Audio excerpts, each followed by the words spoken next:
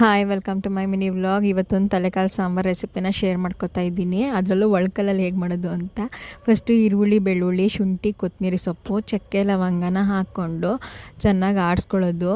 Actually ಹೇಳ್ಬೇಕಂದ್ರೆ ನಾನು ತಲೆಕಾಲನ್ನ ಮುಟ್ಟೋದು ಇಲ್ಲ, ನಾನು ತಿನ್ನೋದು ಇಲ್ಲ, ನಾನು ಮಾಡೋಕ್ಕೂ ಕೂಡ ಬರಲ್ಲ. ನಾನು ಮಟನ್ ಕೂಡ ಮಾಡಲ್ಲ, ನಾನು ತಿನ್ನೋದು ಇಲ್ಲ.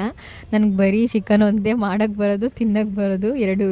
ಆಮೇಲೆ ಎಗ್ಗು ಕೂಡ ಅಷ್ಟೇ, ತುಂಬ ಅಪರೂಪದಲ್ಲಿ ವರ್ಷದಲ್ಲಿ 2 ಸತಿ ತಿಂತೀನೋ ಏನೋ ಗೊತ್ತಿಲ್ಲ ನನಗೂ ಅಷ್ಟೇ. ಅದರಲ್ಲೂ ಕರೆಂಟ್ ಇರಲಿಲ್ಲ ಇನ್ನೊಂದು ನಮ್ಮ ಅತ್ತೆ ಕೈ ಫ್ರ್ಯಾಕ್ಚರ್ ಆಗಿದ್ದರಿಂದ ಅವ್ರಿಗೆ ಸ್ವಲ್ಪ ಕೈ ಪ್ರೆಷರ್ ಕೊಡೋಕ್ಕಾಗಲ್ಲ ಜಾಸ್ತಿ. ಅದರಿಂದನೇ ಅವರು ನೀನೇ ಸ್ವಲ್ಪ ಹೆಲ್ಪ್ ಮಾಡಿಬಿಡು, ನಾನೆಲ್ಲ ರೆಡಿ ಮಾಡಿಕೊಡ್ತೀನಿ ಅಂತ ಹೇಳಿದ್ರು ಅಂದ್ಬಿಟ್ಟು ಅವರೆಲ್ಲ ರೆಡಿ ಮಾಡಿಕೊಟ್ರು ಪಾಪ.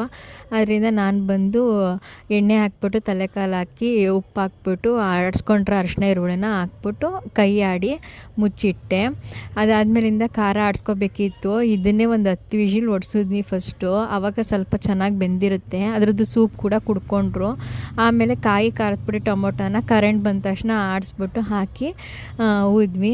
ನೀರು ಹಾಕ್ಬಿಟ್ಟು ಉಪ್ಪು ಹಾಕ್ಬಿಟ್ಟು ಮುಚ್ಚಿದ್ವಿ. ತಿರ್ಗಾ ಒಂದು 5 ವಿಷಿಲ್ ಹೊಡ್ಸಿದ್ರೆ ಸೂಪರಾಗಿರೋ ತಲೆಕಾಲು ಸಾಂಬಾರು ಘಮ ಘಮ ಅಂತ ಆಗುತ್ತೆ. ಬಟ್ ನಂಗೆ ಆ ಸ್ಮೆಲ್ ಆಗಲ್ಲ. ಮನೆಯವರೆಲ್ಲ ಅನ್ನದ ಜೊತೆ ಹಾಕ್ಕೊಂಡು ಊಟ ಮಾಡಿದ್ರು. ಮುದ್ದೆ ಜೊತೆನೂ ತುಂಬ ಚೆನ್ನಾಗಿರುತ್ತೆ. ಬಟ್ ನನಗೆ ಮುದ್ದೆ ಮಾಡೋಕ್ಕೆ ಟೈಮ್ ಆಗಲಿಲ್ಲ, ಸೊ ಮಾಡಿಕೊಡ್ಲಿಲ್ಲ. ನೀವು ಕೂಡ ರೆಸಿಪಿನ ಟ್ರೈ ಮಾಡ್ಬಿಟ್ಟು ಕಮೆಂಟಲ್ಲಿ ಶೇರ್ ಮಾಡಿ ಹೇಗೆ ಬಂತು ಅಂತ. ಈ ವ್ಲಾಗ್ ಇಷ್ಟ ಲೈಕ್ ಮಾಡಿ ಸಪೋರ್ಟ್ ಮಾಡೋದು ಮರಿಬೇಡಿ. Thank you.